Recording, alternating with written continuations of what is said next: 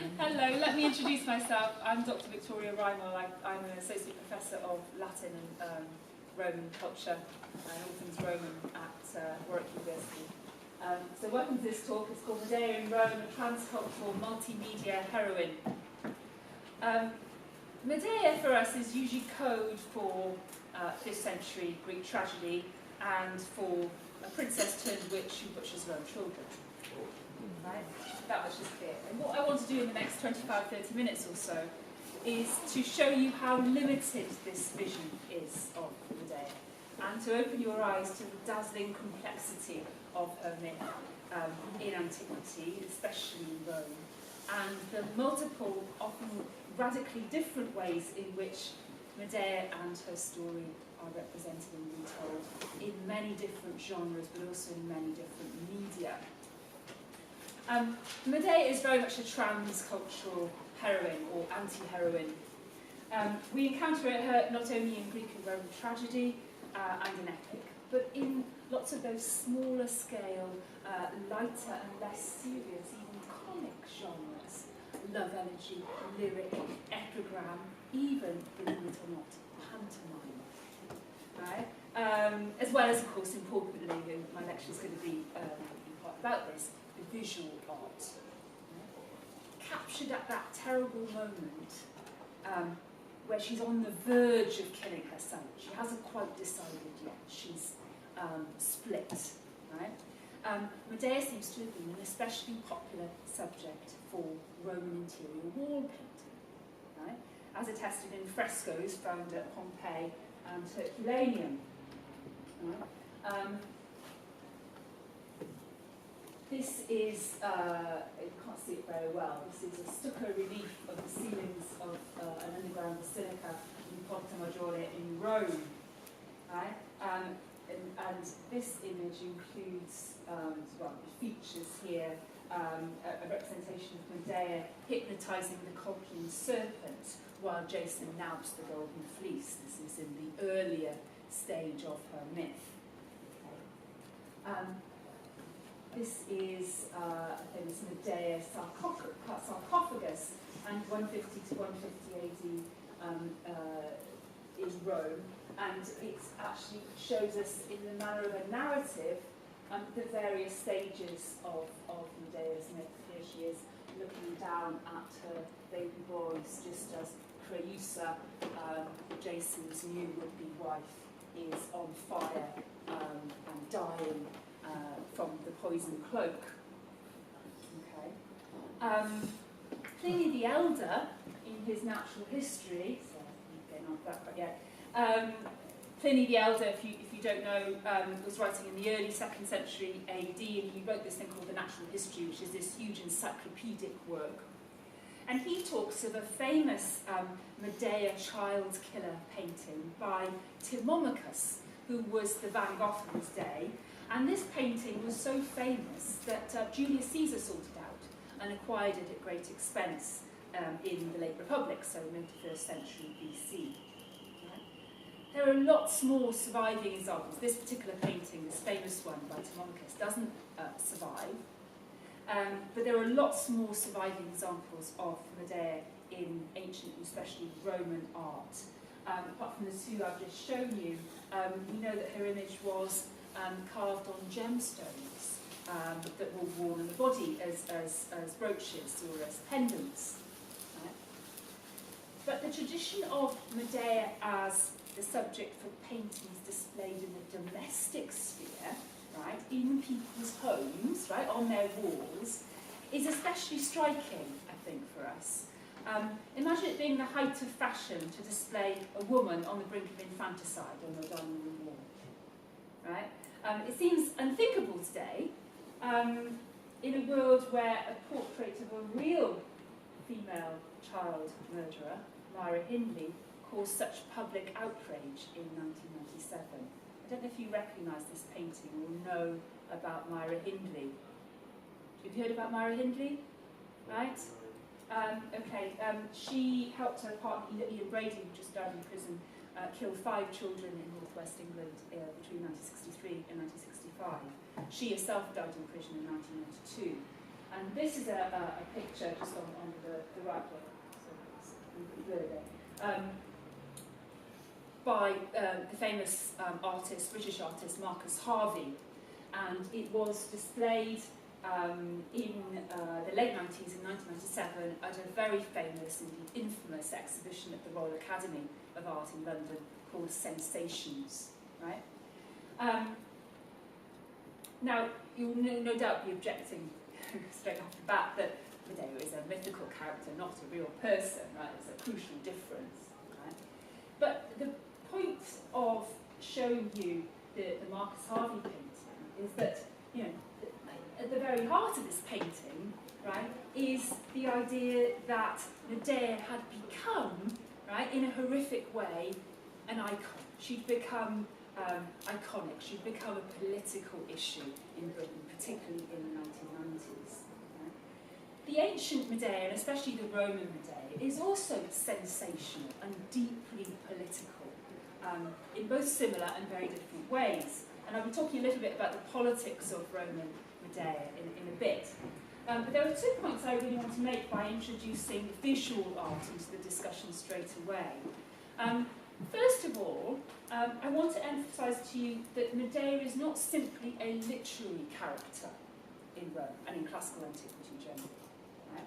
And secondly, I want to draw your attention to the fact that what we call ancient literature, right, there wasn't really a Latin or Greek word for literature, by the way, but what we call ancient literature, in all its forms, is continually responding to, interacting with, and overlapping with a whole host of other forms of cultural production, from visual art to architecture, other bits of material culture, performances involving music and dance, religious ritual, and so on. So the fact that the myth of Medea, especially at the end, you know, the scene of infanticide, the fact that this myth is always already a drama of looking, right? It's a spectacle to be played to an audience that is prompted to think about the pleasure or the horror of watching such a thing. That means that it can be exploited by all kinds of different art forms and lends itself especially to visual art. So when we turn our gaze towards Roman Medea, one of the things we notice is just how much dialogue there is between our narrative and literary sources and visual art. Right? Poets, right, Roman and Greek poets, they actually talk about these famous Medea paintings. Right? I'm going to give you a few examples of that. A little bit small there. Can you see it? Ever heard of a poem called The Aetna? It's about Mount Etna, the volcano in Sicily. It's by an unknown poet, but we think it's from the Neronian period.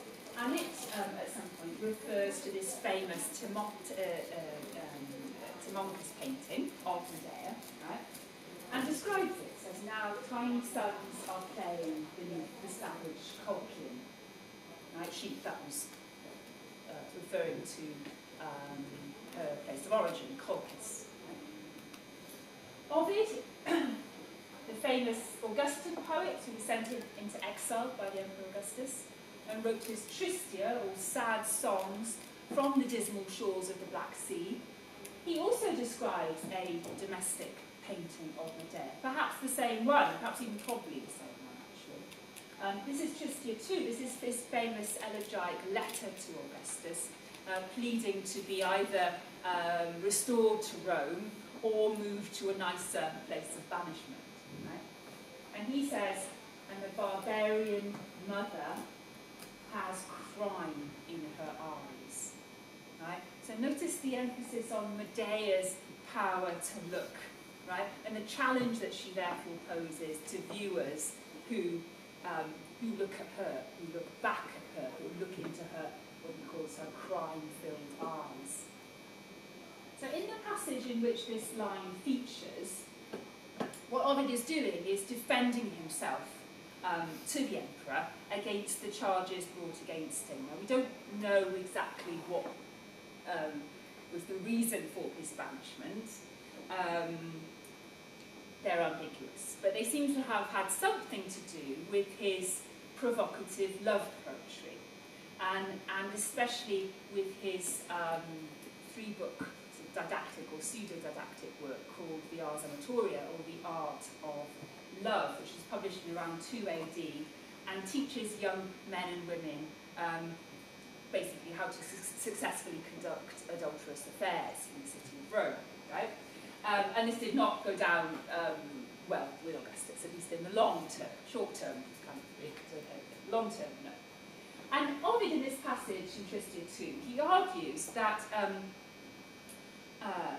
theatrical productions and painting, so visual artworks of provocative subjects, he says, for example, like Naked Venus, right, or like Medea with crime in her eyes, they're all thought to be perfectly culturally acceptable in context, right? Even within our own homes, we can put this stuff on our dining room walls, right? And that he argues that that same principle should apply to his erotic poetry, right? In other words, he doesn't deserve to be punished, especially given that his poems too, they weren't just read, they weren't just recited, they were actually put on stage, he says, and accompanied by music and dancing. And here's the smoking gun, the Emperor Augustus actually went to see some of this stuff, right? So, and he says in this passage, and I'll put the Latin and the English, my poems too have often been presented to the people with dancing, and have even held your eyes, Augustus. Notice the focus on the eyes, right? So, although we tend to think of Latin poetry as words on a page these days, you know, we should remind ourselves that these works were not just recited, they were performed in different contexts, as effectively different media, and they exploited the cultural blur between these different art forms. So what Ovid, as you might have gathered already, what he rather mischievously and wittily highlights here is that we might say that we're shocked and horrified by Medea, but as soon as we participate in watching her on a stage, right, and watching her as she watches her children with crime in her eyes, we are in a sense implicated participants in her story. And this is what Ovid is saying to Augustus, right? You don't get to take the moral high ground here. You enjoyed that performance, right? In fact, it seems as though this famous painting of Medea by Timaeus, which we think was much imitated, we think that it was actually designed to be interactive. Right? Now, what do I mean by this? Well, this is again Pliny in his natural history, his encyclopedic work. He mentions the painting. And he tells us that the painting was particularly admired because it was, or it seemed to be, unfinished. He says it's indeed worth remembering that the last works of artists and their unfinished paintings, and he gives a list, Aristides' Iris, Tyndaris' Children by Nicomachus, Timomachus' Medea, and Apelles' Venus, they're held in greater admiration than those which are finished. Now why? It's interesting why. This is because the first marks are left in them, and the thinking of the artist is visible. There is the pain of the hand which was deprived of its strength while it was in the actual process of working on it. Right? So because this painting apparently was unfinished, whether that was intentional or unintentional, it elicited the audience's imagination, the viewer's imagination, filling in the gaps, in making the final touches. And it made viewers feel, and this is the most interesting part, that they could actually trace the thought process, not just of the artist, in the case of Medea, of Medea herself. Right? We might compare this passage in Pliny to his Greek epigraph, translated into English here, written by Antipholus of Byzantium, perhaps written as late as the mid-1st century, so or late 1st century, so the reign of Nero, we think. And this epigram says, when Telemachus' hand painted deadly Medea, pulled in different directions by jealousy in her children, he exerted infinite effort to outline her two characters, one inclined towards anger, the other towards pity. He fulfilled both. Look at the image. In her threat are tears, and passion resides in pity. The unfulfilled thought is enough, said the wise man. So, in other words, the lure of Medea, which seemed to appeal especially to a Roman audience, lies in that moment of becoming a mother who can murder her own children. And as these authors highlight, this is a moment that coincides with the process of artistic creation and with the process of interpretation also. So just as the artist leaves his painting unfinished and takes away his hand, so Medea is captured before she acts. So in other words, the audience is forced to dwell on that incomplete action, that incomplete thought process. And it also allows us to press pause, if we so desire, on her story. And to use, we at least have to use our imagination if we want to continue it, right? We can even rewrite it. Perhaps she will go on to slaughter her sons. Perhaps she, like the artist, will stay her hand and walk away. So, Roman Medea, we might say, is very much a thought experiment.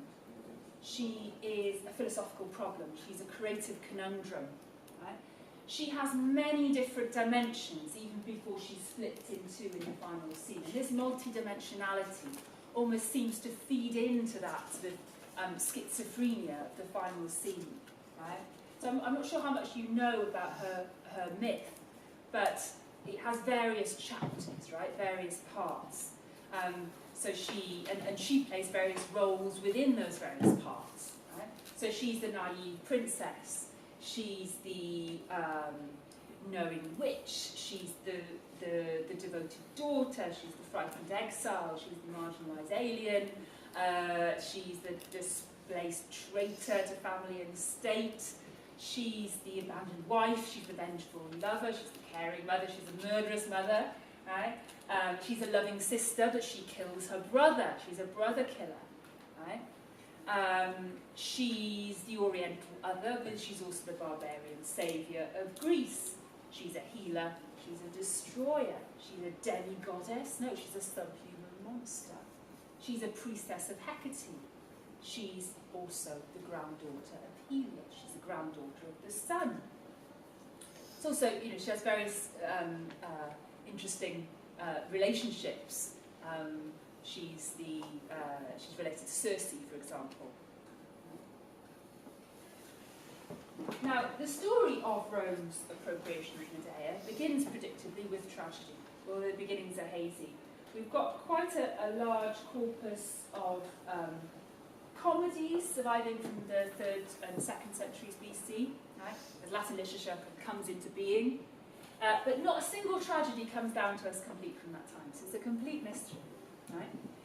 We think that the first Latin Medea that was composed and put on in Rome was Ennius's Medea, and Ennius is better known as the father of Latin epic. He wrote this big historical epic called the Annals, right?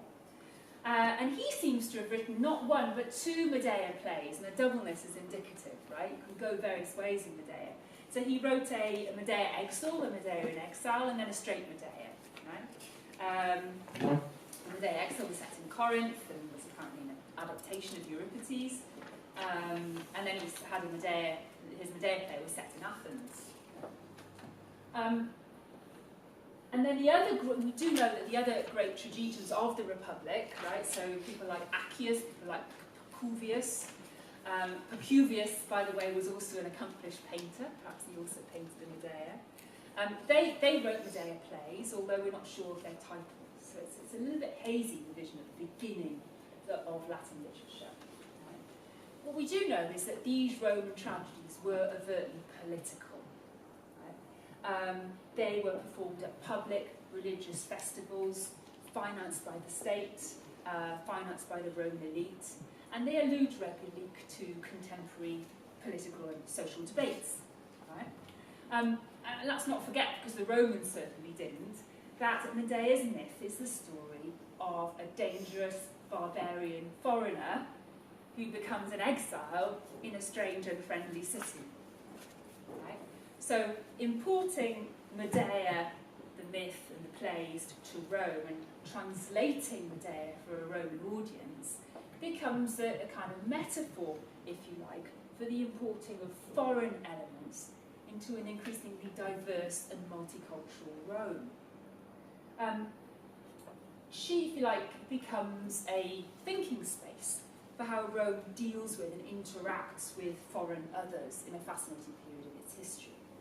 I don't know how much Roman history you've done or are aware of. So we're talking, 2nd and 3rd centuries BC. This is the time of Punic Wars, which took place from 264 to 146 BC. And those wars slowly took Rome from being this moderately powerful city-state whose influence extended south of the Italian peninsula, Italian peninsula south of Po, let's say, to being a capital, a sort of microcosmic capital of a vast Mediterranean empire that encompassed much of, Spain, for instance, North Africa, Corsica, Sardinia, Sicily, Greece, and much of Asia Minor. Right? So it was an incredibly intense and rapidly evolving time. There was a massive influx of riches and foreign influence and slaves into Rome, and we see increasingly complex interactions with the Greek world. What counts as Roman culture is constantly being reinvented, redefined in this period. So Medea, to say to you, is a particularly compelling figure in that context. Okay, not just because she is the evil foreigner. She's the terrifying Eastern queen who can be made to echo Dido, right, in Virgil's Aeneid, and later Cleopatra, who's the Egyptian queen who's defeated by Octavian in the Battle of Actium. Right? She's not just that, so she's not just the barbarian other. Right? She's also, for a Roman audience, she's also an imperialist. She's an imperialist adventurer. Right? And she's a betrayed exile, and this is something that the Romans could actually identify with. Right? You might know that the Julio-Claudians traced their history back to Iulus, who was Aeneas' son, Aeneas, the leader of the Trojans, who came from Asia. Right? They were defeated in the Trojan War by the Greeks. Survived a long journey into exile before landing in Latium and founding the site that would become Rome.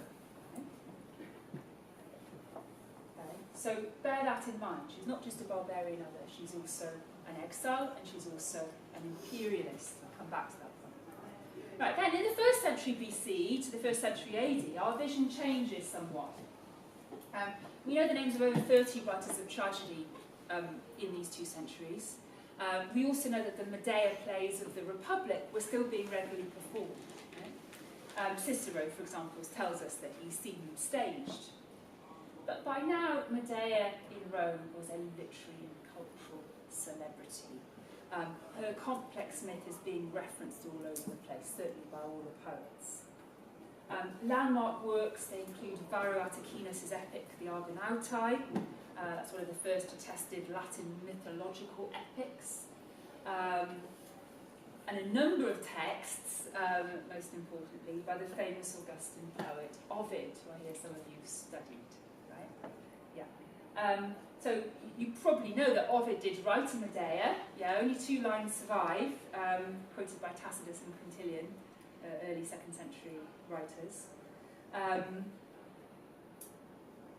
But he doesn't just write a Medea tragedy, he writes various things that do survive. The 12th poem of the Heroides, or Heroines, He writes actually in Medea's own voice to her lover Jason, so he sees her very much as the abandoned lover. He also retells her whole myth, really, or large swathes of it, in the 7th book of his Metamorphoses. Moving on from Ovid just for a second and deep into the 1st century AD, Lucan, who's the precocious Neronian poet who wrote everything when he was a teenager, most famously the epic on civil war, he was also said to have written Medea, which was incomplete. And perhaps even more famously than Ovid, Seneca the Younger, who was Nero's tutor and increasingly right-hand man, as well as being poet, Stoic philosopher, politician, of course. He was forced to suicide by Nero in 65 AD. He wrote a Medea tragedy, which does survive complete. Now, to return to Ovid just for 5 minutes, Ovid's experiments with Medea are fascinating,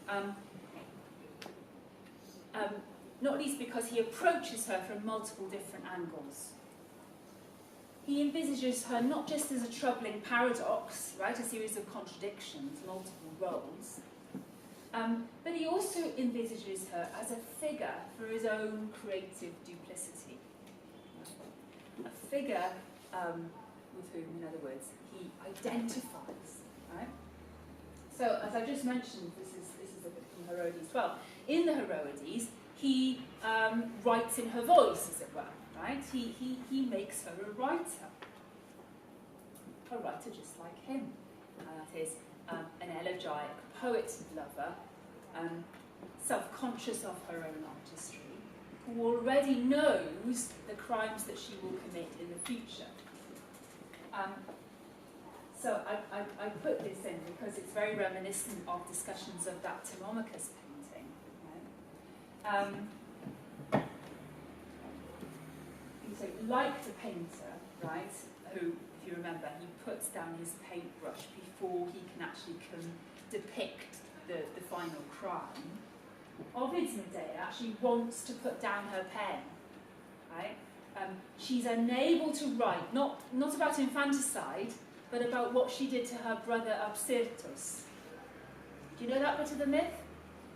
Yeah, where she in order to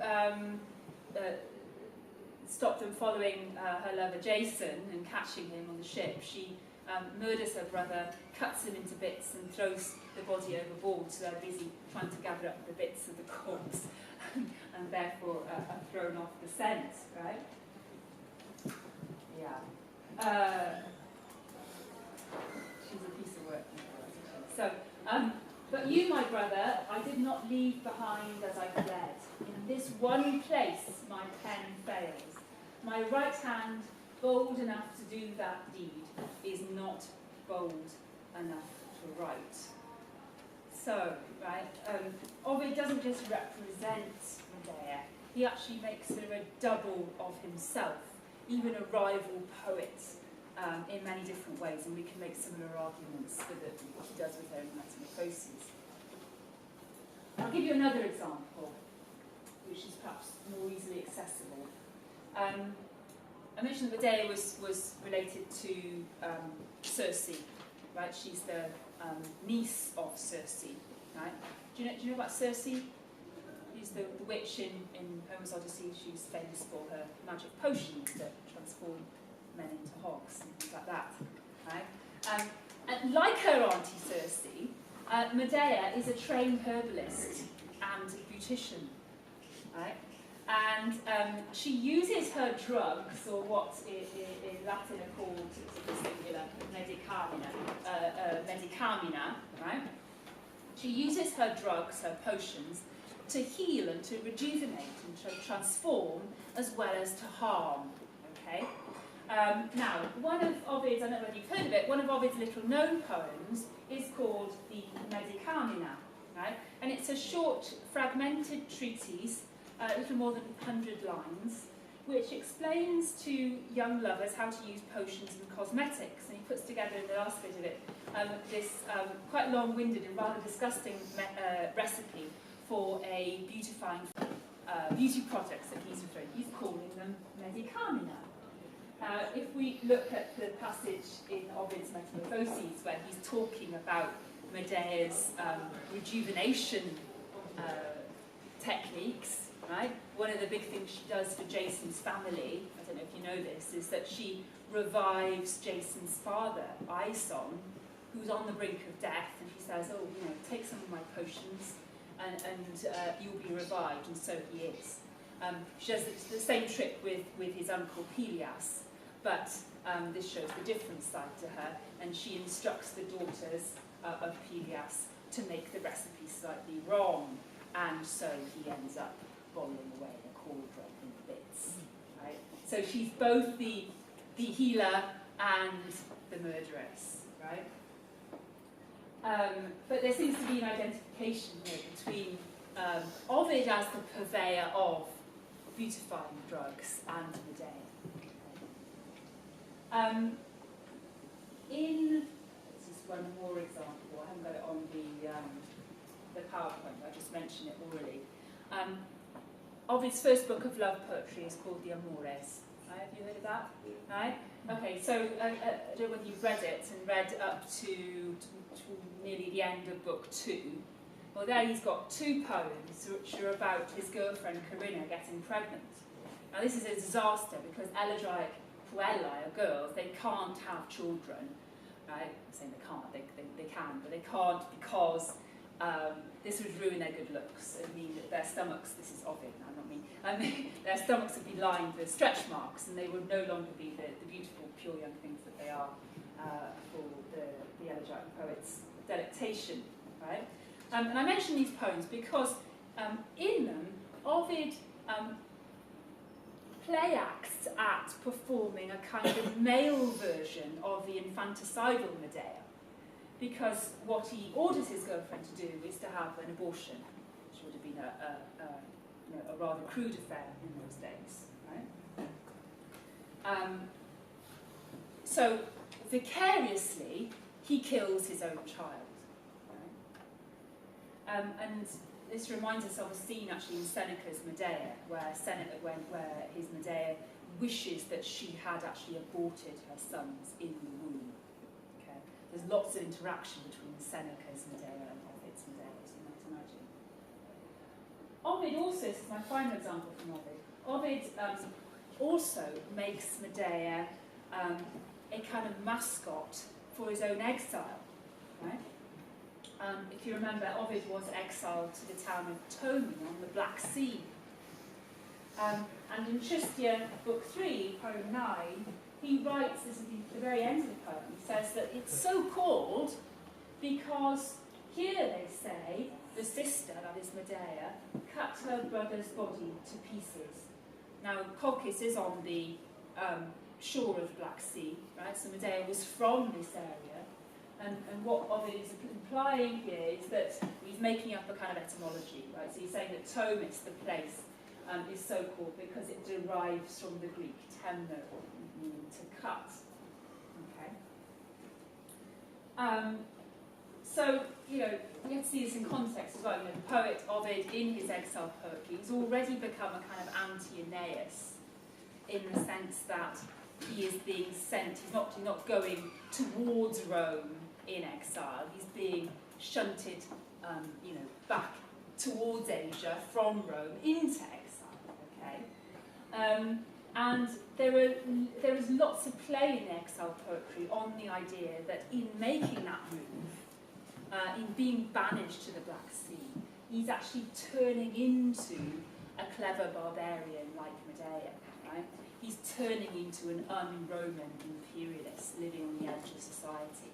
Or he's saying he's losing the ability to speak Latin, he's starting to speak barbarian. Right? So when we reach Seneca, who's writing under Nero's totalitarian regime in the mid-5th century, Medea is not just a story, she's an industry, she's a brand. She is the murderous embodiment of of multiple variants of her myth, which have been fed through everything from 5th century tragedy, through Hellenistic poetry, Republican drama, painting, sculpture, you name it. Right?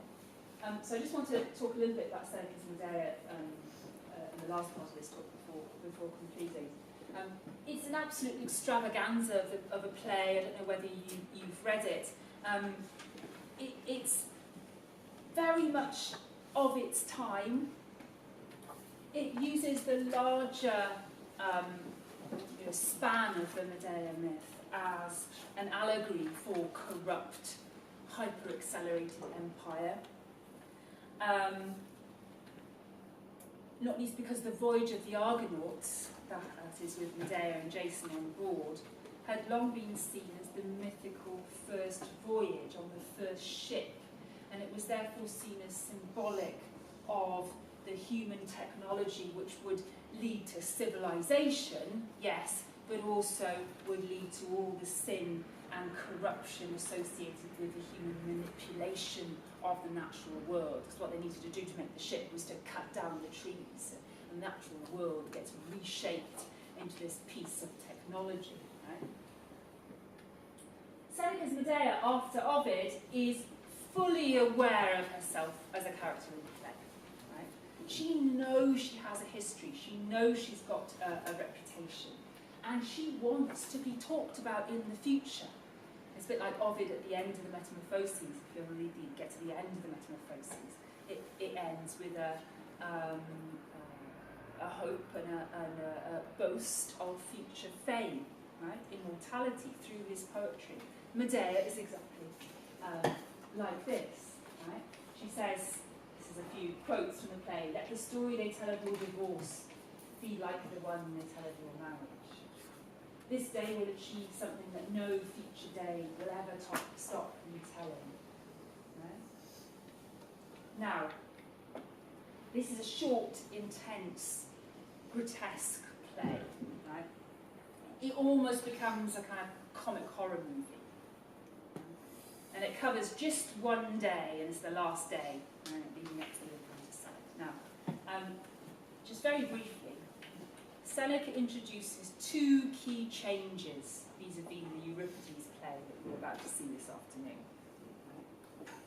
First of all, while Euripides' Medea can take her children with her into exile, she's exiled from Corinth, right? Seneca's Medea can't. So no, you go off into exile, you have to leave your sons here. Right? And this changes everything. Secondly, another huge change, and it's going to take us full circle back to visual art. Euripides is Medea, and I haven't seen this play, so I hope they haven't changed it so that it's completely Senecan. Right? But in the text, Euripides' Medea kills her sons off stage. Okay? Seneca's Medea, right? She's a natural actress. She's a bit like the Emperor Nero himself, who loved to be in the spotlight, who loved to be on the stage. And so she contravenes this implicit rule of tragic drama. What she does is she takes the sons onto the roof of Jason's house, and that roof becomes her stage. She's also elevated, so she's more easily visible. And once she's got the attention of both audiences, both internal audience and who's ever watching the play, she slaughters both sons in full view. Okay? So what she performs is literally the obscene, right? Obscene as a word derives from the Latin obscinus, right? What should not be on the stage, the skyna. And she says, it's the last thing on this slide, this was the one thing I lacked, this spectator, right? She wants to be seen. This is what she says to Jason in the final lines. So, although she's a brand, although we think we know her so well, Seneca's Medea regains the power to shock. So she undergoes a kind of metamorphosis, if you like, in committing murder in full view. She also embodies an apparently new version of her philosophical problem, the problem that leads her to be so schizophrenically split in that final scene. Now Seneca, I don't know whether you know Seneca the Younger, was a Stoic philosopher, he was a Stoic thinker.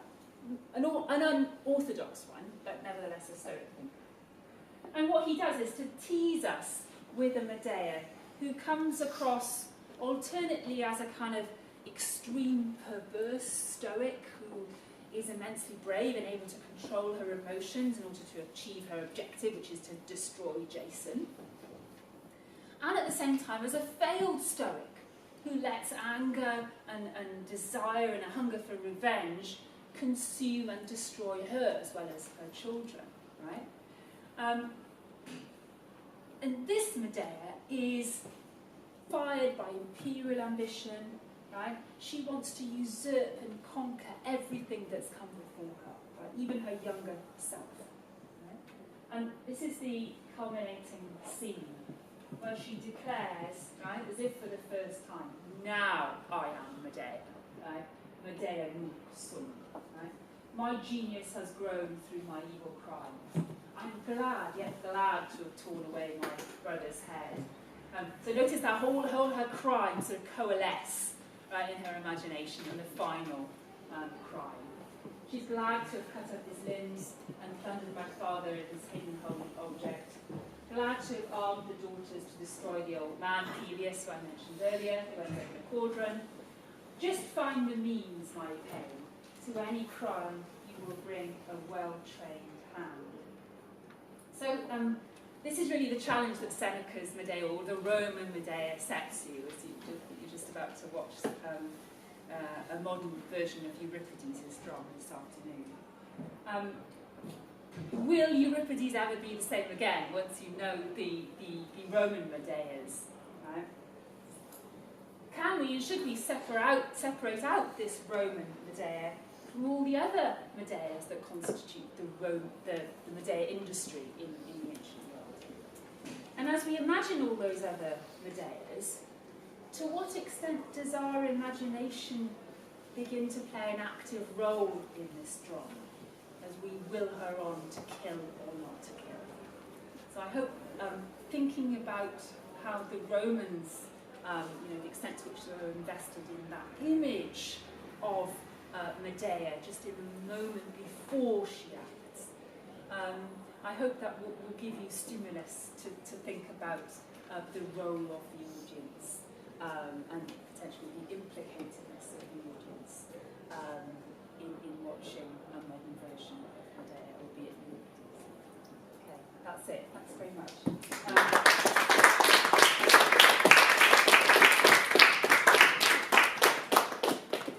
Do we have any questions? Yeah. Why do you think she was such a popular character in Rome, particularly instead of others? Well, there's a shock factor, right? So you can approach the question straightforwardly. Why is she fascinating for us? Because we are still fascinated in our culture by mothers who turn out to be evil and do evil things. But one of the things I try to explain is that she does have this particular appeal for the Roman audience because she effectively undertook the same path that the Trojans took into exile from Asia to Greece and finally on to Rome, of course. Okay? And she does seem to be connected with imperious adventuring and also expansionism. I mean, her ambition has no limits. So that's the way I would go with that. And there's lots of life to say to that genre. Any other questions? Yeah. Considering Medea's past, could you justify her actions in history? I've written an article on this. I think it's very different in Seneca's Medea, as I tried to briefly outline, because she's not allowed to take her children into exile with her, which means that her sons are lost to her anyway. They're effectively dead to her. Okay? So I wouldn't say that nothing justifies nurturing children, even if you're a mythical character. But I think that he makes that move because it makes it more understandable. It's really the reaction of a desperate woman who says, look, if I can't have my sons, nobody's going to have them. And that's very different, isn't it, from being allowed to go into exile with your sons. Why couldn't she just made a new life elsewhere? I mean, that's the question that we ask ourselves after Euripides' situation, right? Yeah. What's your favourite version of the play? Like Medea itself, obviously, it's quite a lot. Oh God, it's got to be Seneca, I think. It's just so, I mean, Seneca, if you haven't read him, you have to read him. I mean, he is one of the geniuses of our tradition. I mean that seriously, you know. He's up, for me, he's up there with, you know, Shakespeare or James Joyce even, right? I mean, his writing is so layered in its satire. It's so ingenious in the way he plays with language. It's so sort of proto-cinematic.